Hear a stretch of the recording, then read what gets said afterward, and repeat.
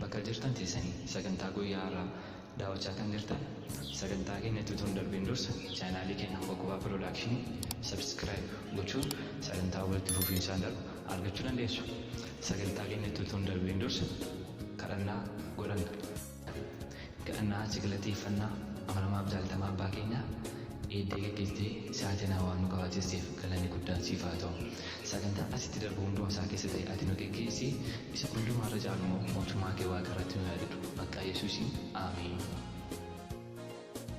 Sagantaa har'a qabadhee fuula keessan dura dhufe barumsa sanbataa barumsa tokkoffaa barumsa ja'affaatti faarfattoota waldaa Adventistii guyyaa torbaffaa gimbii Boorasayyoo lakkoofsa tokkoffaa garee reebootiif jarchi kwaarii deemsa karaa Gambeelaa deemeen waldaa Adventistii guyyaa torbaffaa biqiltuu daaraa goota deemuun wantoota nama gaddisiisan baay'ee isaa arginee gallee jirra.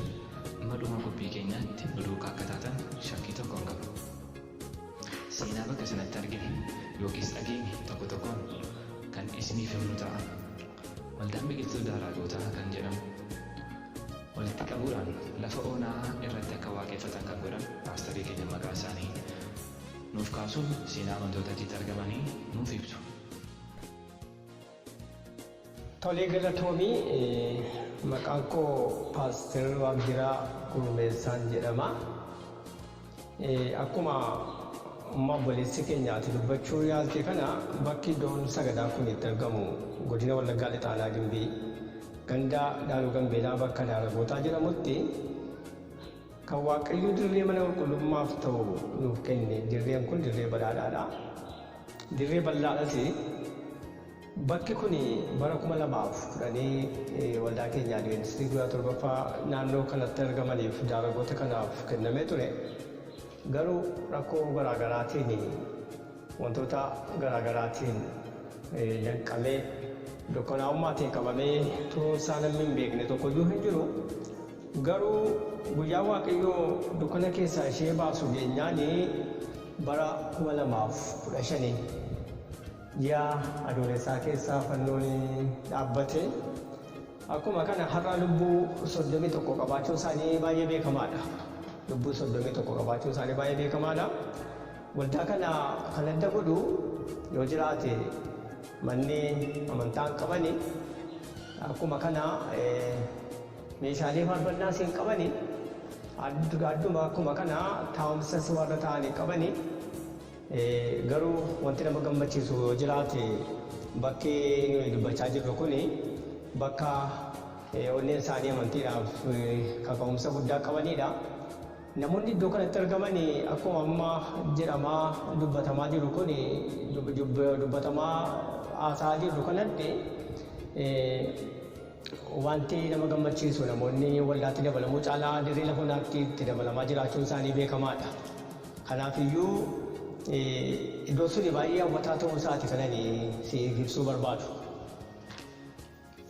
Paasterii keenyaan Waaqayyo isin haa eebbisu jecha viidiyoo gabaabaa kana daawwannee walitti deebina.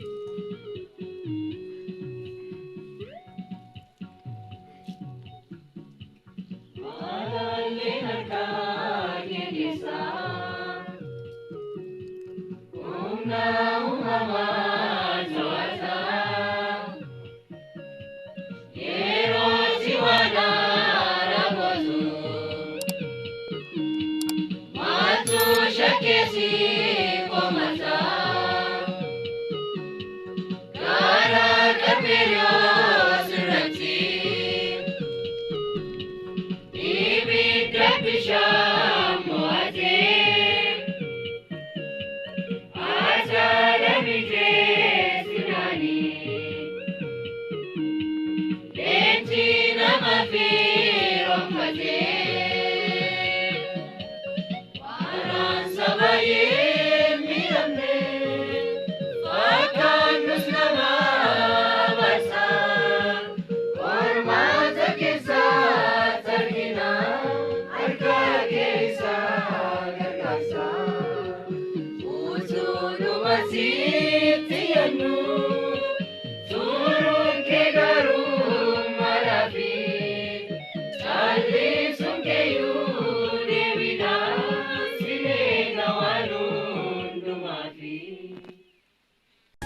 Viidiyoo kanarraa kan argitan bakkee keessa taa'uun kan waaqeffatan bakka waldaa biqiltuu Daaragotaa itti argamudha.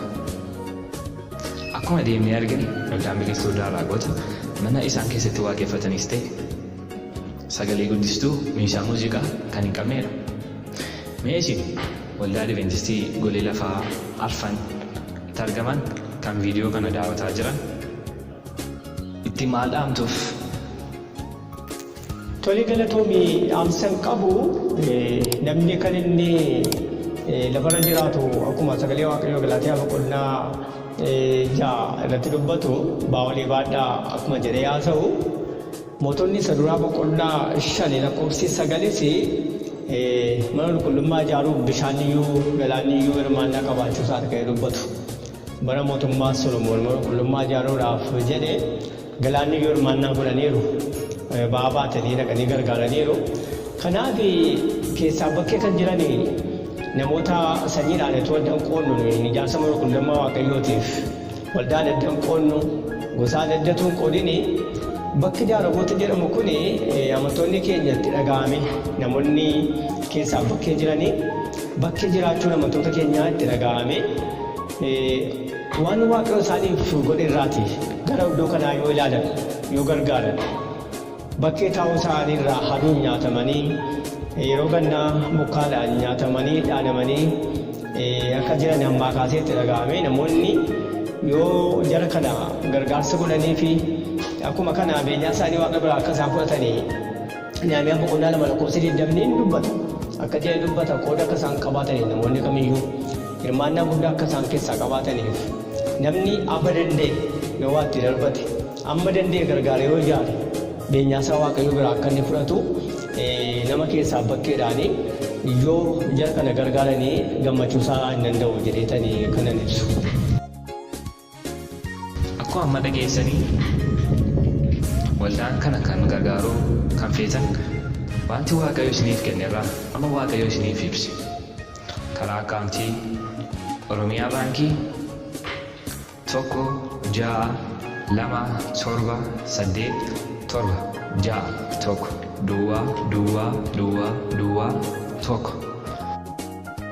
Buka qabsiisuudhaan waldaa keenya kana bira akka dhaaban maqaa Gooftaatiin isin kadhanna. Namoonni karaa bilbilaa nu quunnamuu barbaadanis 9-6-80-62 yookaan 9-43-84-18-36 nu quunnamaa isiniin jenna. Sagantaa keenya utuu hin xumuriin dursa asii paastariin keenya kadhannaa nuuf godhu. Tole kadhannaadhaan itti sagantaa keenya guyyaa irraa goolabnaa. Galanni siif haa ta'u yaa Waaqayyo Abbaa keenya. Galanni siif haa ta'u yeroo nu laatteef.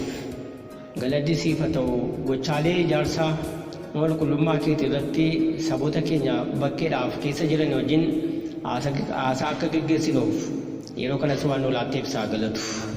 Amma ijoolleen kee immoo egaa nu hubattee ta'a hojii kee hojjechuudhaaf jenneeti obboloota keenya wajjin haasa'uu jaallanne obboloota keenya keessaa bakkeen waliin taanee bakka dhama'iinsi barbaachisu dhama'uudhaan dhufaatiin kee mootummaa Waaqayyoo akka hibachiifnuuf yeroo waan nu laatteef galanni siif haa ta'u.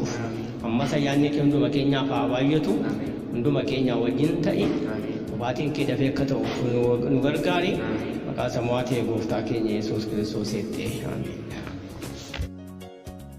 Waaqayyo isin haa eebbisu jechaa sagantaa keenya kana namoonni daawwatan Waaqayyo isin haa eebbisu isin duukaa haa ta'u.